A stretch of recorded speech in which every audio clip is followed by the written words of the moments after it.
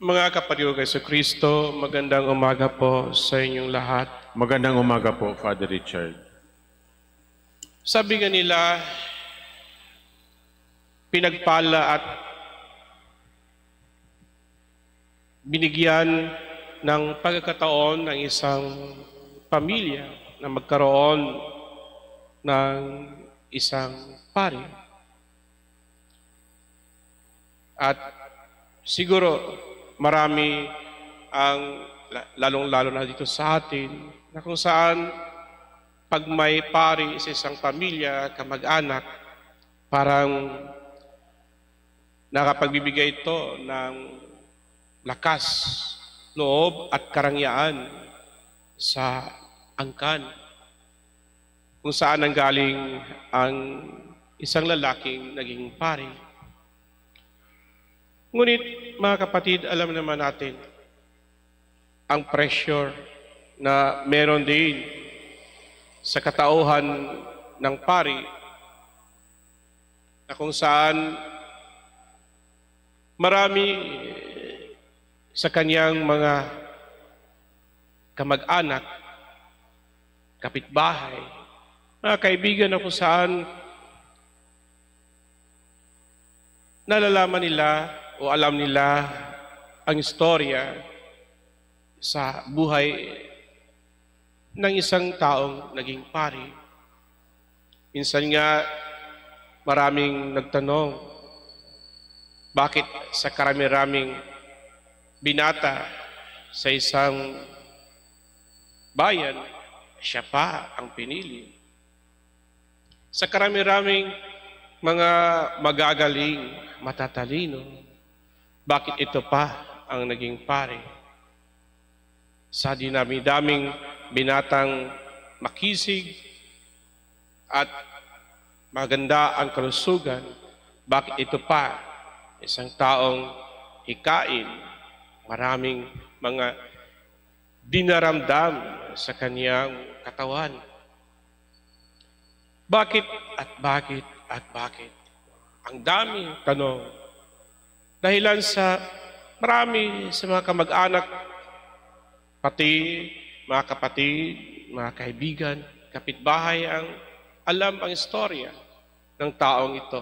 Mula pagkabata hanggang sa siya ay lumakit, bago pa pumasok sa seminaryo, alam na nila kung ano ang mga pangarap, ambisyon ng isang tao bilang anak ng kanyang mga magulang, mga kapatid, kapatid ng kanyang mga kapatid, at kaibigan ng kanyang mga kaibigan.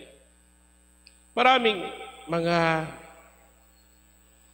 haka-haka kung ano ang mangyayari sa binatang papasok sa seminaryo.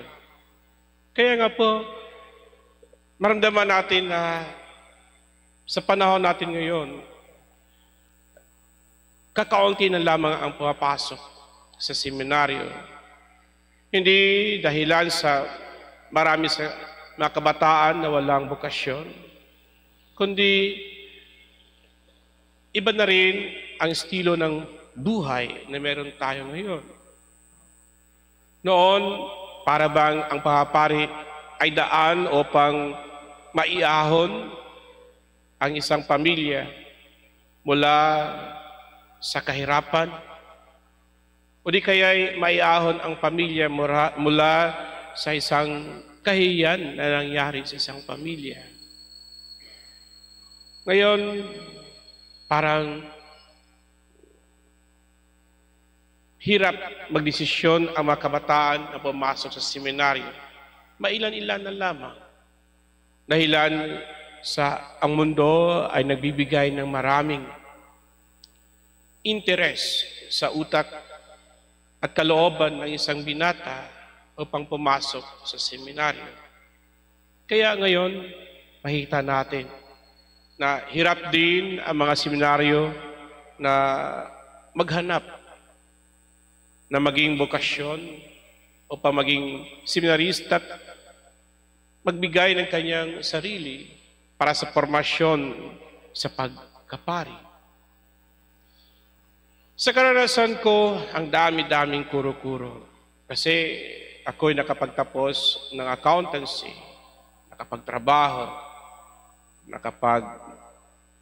nagkaroon ng kasintahan. Ito ay hindi magpapare. Mahina ang katawan kasi hikain, may allergy. Kaya ito hindi ito magpapare. Ngunit iba naman ang Diyos sa pagpili ng taong maging alagad ng kanyang simbahan. Na ako'y padala sa Italia, sa Roma. Ang hirap ng buhay nila, ba't nakapunta doon, nakapag-aral doon ng 7 taon? Alam naman natin na maraming mga magpapari na gustong mag-aral doon sa Roma, Italia. Kaya nga, minsan, nahihiya rin ako sa sarili ko. Kung bakit doon pa ako ipinadala upang mag-aral, meron naman dito sa atin na mas madali kasi Ingles ang ginagamit kaysa doon na Italian.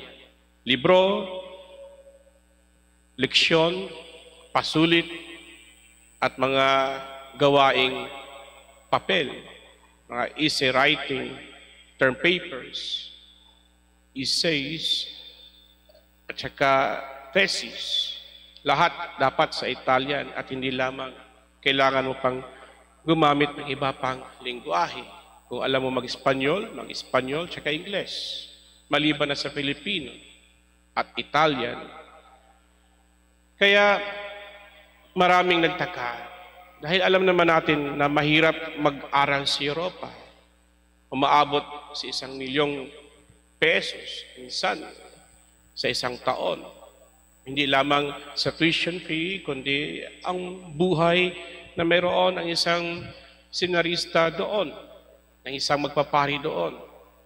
Kahit pari na nga na mag-aral doon sa Roma ay, namumursigit paghahanap ng isang komunidad ng mga Pilipino upang mag-aral, makapag-aral at makapagbayad ng tuition fee. Kaya hindi ganon kadali. Pero kahit na sasabi nating magandang pagkakataon, ngunit marami pa rin nagtatanong. Marami pa rin nagdududa sa bokasyon ng tao. Hindi naman dahil sa walang tiwala, walang ang tawag dito. There is no trust that a person could give to that candidate to becoming priest, but doubts in their minds due to many of those who were candidates who left the formation and entered the married life.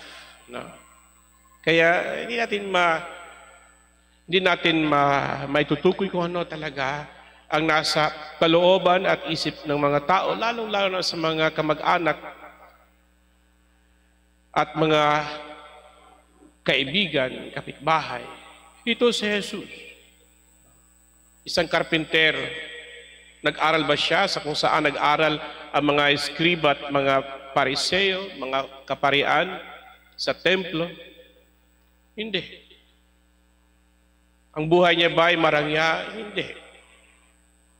Siya ba'y tinaguriang matalino sa kanyang bayan sa Nazareth? Siguro naman average. Dahil hindi naman ipinapakita ng Panginoon kung sino't ano ang kanyang katauhan. Kundi binubuhay ang pamumuhay na simple lamang.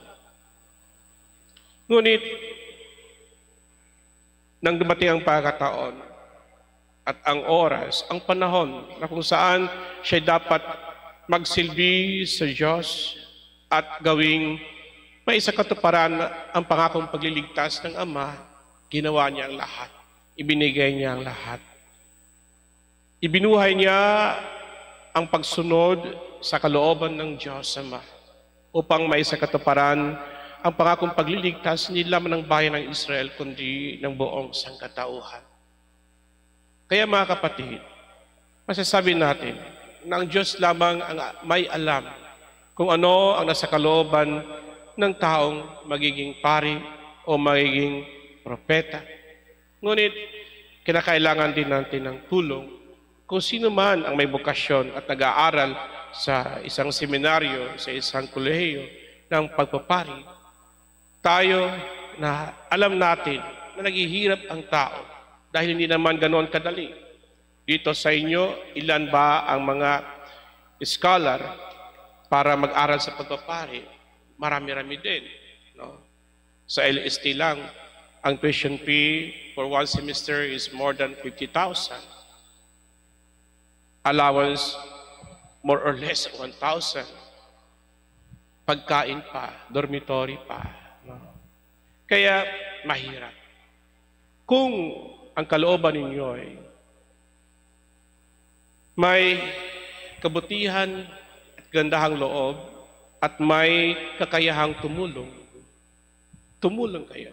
No? Hindi na magpasabi-sabi pa, kundi tulungan ang inyong paring si Father Vic, kung saan marami ding tinutulungan ng mga seminarista upang makapag-aral at maging pari sa ating Diocese sa Antipolo.